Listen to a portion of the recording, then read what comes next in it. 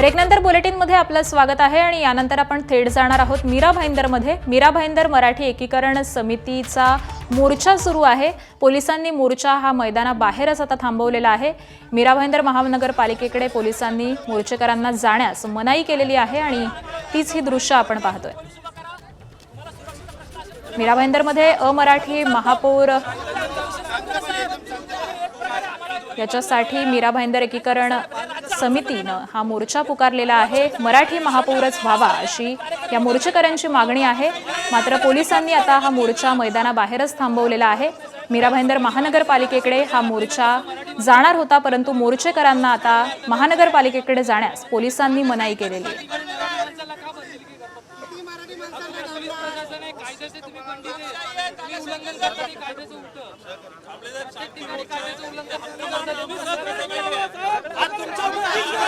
मीरा भाईंदर महानगरपालिकेमध्ये भाजपच्या डिंपल मेहता यांची महापौरपदी निवड झालेली आहे आणि याच निवडीला आता विरोध करण्यात येतो।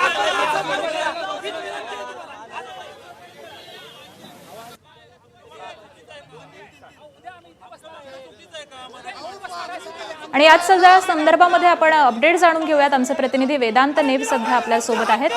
वेदांत, मोर्चेकऱ्यांना पोलिसांकडून अडवलं जात आहे, नेमकं आत्ताची तिथली स्थिती काय आहे? पोलिसांकडून कशा पद्धतीनं या मोर्चेकऱ्यांना थांबवलं जातं? ज्या प्रकारे आपण बघतो दृश्यांमध्ये की नेताजी सुभाषचंद्र बोस मैदान याच्या बाहेर हा मोर्चा थांबवण्यात आलेला आहे आणि या सगळ्या मोर्चेकरांचं म्हणणं आहे की मीरा भाईंदर महापालिकेकडे आम्हाला जायचं आहे, तिथे आम्हाला विरोध प्रदर्शन करायचं आहे। कारण ज्या प्रकारे यांची मागणी आहे की मराठी महापौर हा मीरा भाईंदर महापालिकेमध्ये बसला पाहिजे आणि आपण बघतोय की डिंपल मेहता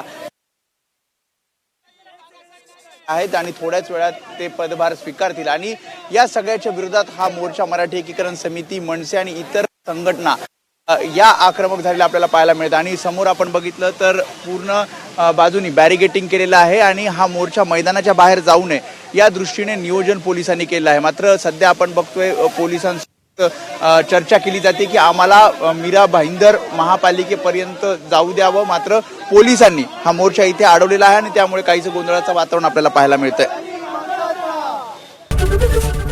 एबीपी माझा, उघडा डोळे बघा नीट।